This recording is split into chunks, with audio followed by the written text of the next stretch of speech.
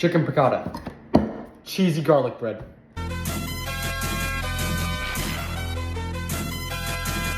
Let's go. As crispy as friggin' heck. Nothing beats good eats.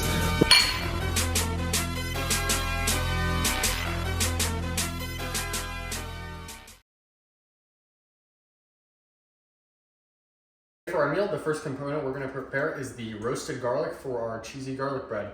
So to begin, I've already done this step. You want to cut off the top of your bowl of garlic. You don't want to cut off this root section right here, because if you do that, the garlic bulbs or cloves, will all just sort of fall out. You want to keep it nice and compact, so you cut off the, I'd say the skinny ends, just to keep it simple. What we're going to do now, take some olive oil, some salt, everything. We salt everything. We season everything no matter what it is. Pepper, just gonna rub that in. Then we're gonna take our aluminum foil. We don't need that much. This amount's plenty. We're gonna take our garlic, wrap it tightly in our foil, and then this is gonna go into the oven at 400 degrees for about 30 minutes. So for our chicken and our chicken piccata, we have some boneless, skinless chicken breasts that I have trimmed off all the excess fat from. And now I'm going to do what's known as butterflying the chicken. And then I'm also going to tenderize it, because in a chicken piccata, the chicken is thin, very tender slices of breast. So what butterflying is, you're just going to go through with your knife and cut it in half, I suppose. But sort of in this direction, all the way through, so that you have two much thinner breasts. We're gonna do that with all our chicken, and then I will show you how to properly tenderize it. So now we have our thin sliced, our butterfly chicken breast, and this is the tenderization part. So because we are balling on a budget without a meat mallet, we're just gonna use an extra pan that we have here. We're gonna take our pan, lay it on our chicken flat, and simply tenderize it using the flat side of this pan. Turning it over once, repeating on the same side. Doesn't take that long. And that is it. Now you have beautiful, thin chicken breasts.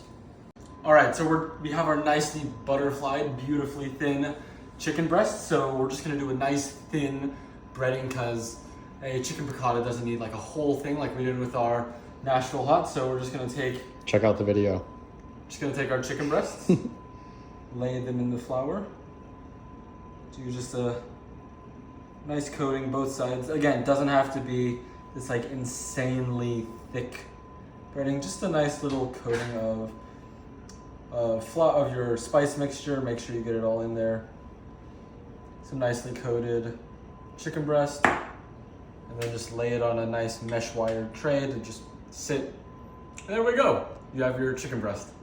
Garlic compound butter. So first, we're gonna start off with some unsalted, just sticks of butter. This is about 3 total sticks. Melted it in the microwave for a minute. First, season everything. We're gonna go in with some fresh cracked black pepper, good amount of that. Some crushed red pepper flakes. Give it a little heat, give it a little color. Also has an amazing flavor to add. And lastly, for our seasonings, healthy amount of salt. And then the star of this garlic compound butter is obviously the garlic. So when it comes out of the oven, this is what it looks like. It's delicious. And what's so cool about this is you can literally squeeze it right out. Oh, you see how hot it is. Squeeze it right out of the bulbs here. Ooh, burn myself. We're gonna go in with all of that. You ain't really cooking if you Got don't it burn all your out. fingers. Oh, facts. Yep, so we got all that out. Take our fork here. We're just gonna start to combine everything. And once it's fully homogeneous, that is our compound butter. For our chicken, how we're gonna cook it, I have my pan here. This is heated with some olive oil, just enough to cover the surface of the pan.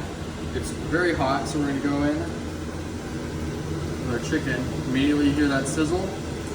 We're gonna let that cook for about 3 to 5 minutes on each side, or until almost totally cooked through, and repeat, and then we'll continue on with our sauce. quick tip, whenever frying something like this, always lay your meat or whatever you're frying away from you. Like that that way, meat. the oil doesn't splash back towards you. Lay that meat.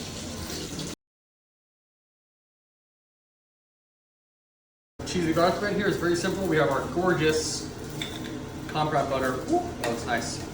Very simply, I've gone over our bread here with a little bit of olive oil. It's just going to help crisp up the bread even more in the baking process. Just go over a good amount. I want all this butter in our bread. Make sure you don't spill a ton over the sides. A little bit's okay. All in the bread. A little bit more. Any sort of ball spots, just like chicken. You don't want any ball spots whatsoever. Same for the other side, just for the sake of time. This is our cheese. This is a mixture of sort of a thicker cut mozzarella, which is a beautiful cheese for melting, and then some shaved Parmesan, which isn't as good for melting, but it does add a great depth of flavor. Any sort of cheese combination when you're making a garlic bread is always ideal. That's good. And then some fresh parsley right at the top. Adds color, adds flavor. It's really gonna make this bread awesome. Repeat for our other piece of bread, and then this is gonna go into the oven at 400 for about 15 minutes.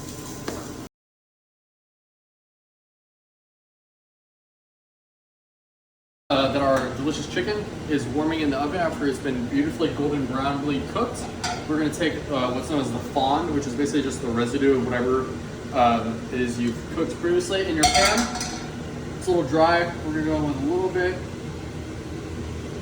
of olive oil. Just a little bit, sort of rehydrate the pan a bit. A little swirl. Obviously the pan's still very hot. What I have here is our finely diced shallot. That's the first thing I'm going to go in with.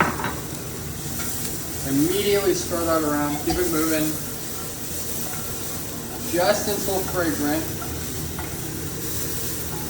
This isn't going to cook for very long at all.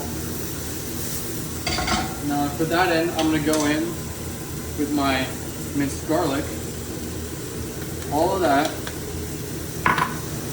And same thing. I'm just going to stir that in. Let it cook, turn the heat up a little bit. I want to see some color. We're going to cook this until the garlic is fragrant because I do not want to overcook that garlic, because when you overcook garlic, it can become sort of bitter and it loses that amazing garlic flavor. All right, so while our aromatics are stirring, we're going to deglaze them, which is sort of just to add another sort of depth of flavor to the whole thing. We're just using some basic sherry cooking wine. So you don't add too much, just a little bit. As that comes up to a roar, it's gonna get real loud. But again, just start stirring. You need to keep everything moving. Add some more. Keep mixing. Yeah, we're on our way to a nice chicken piccata. Cut the heat on our sauce here. I'm gonna go in one at a time. Just some knobs of cold, unsalted butter. We're gonna let those melt. I'm gonna turn the heat on for just a second on very low, very low. I don't really want to cook this any more than it is. We've got some beautiful color on everything, but I do want to melt this butter. So once the butter is melted, we're gonna go in with our lemon components of the chicken piccata. All right, back to our sauce. The butter is kind of cooked down already, nice and homogeneous. So we're gonna go in with the ever famous lemon components of a piccata. First, we have the lemon juice. So this is just a nicely rolled lemon, cut in half. We're just gonna go in, squeeze it in there, trying to get as much of that nice sourness as possible, really bring out that flavor in the piccata. One half, other half go in and do the exact same thing, just squeeze in that juice. All right, and now to get the more lemony flavor, without so much of the sourness of the juice, we're gonna go in and add some lemon zest. So just gonna take another lemon zester, just gonna start zesting the lemon over that to get some of that nice lemony flavor. And of course, we're gonna use two lemons, but this is really up to personal preference. Our sauce is beautiful. We have our chicken here. So to sort of infuse all these flavors, we're gonna go in just a few pieces at a time of our chicken. We don't want to overcrowd anything. We're gonna go in and take our chicken, turn it over a few times, soak it in that gorgeous flavor. And then I'm gonna take my spoon here, sort of for the same effect, spoon atop this gorgeous sauce here. We're just gonna let this simmer, let the chicken continue to cook through, and then we'll be ready to plate.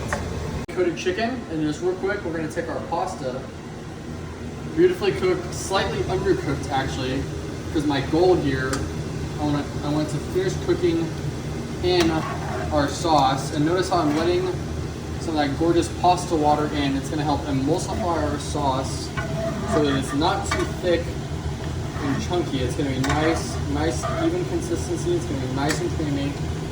You don't want to overcrowd your pan ever. Just a little bit more of our pasta. Make sure to drop some over the side like I did. Spread it around so it gets coated in those vegetables and all that flavor. And ladies and gentlemen, this is the final step in your own chicken piccata. All right. Now for the iconic chicken piccata garnish, we're gonna be doing a little caper action inspired by binging with Babish. So we're gonna go ahead and actually fry our capers. So we have just our store-bought capers, our nice oil. Yeah, you can already hear that sizzle, but we're just gonna. Yeah, that's what we want. Yeah. So we're gonna turn down that heat so that they don't get burned. So we're just gonna nicely drop our capers in there.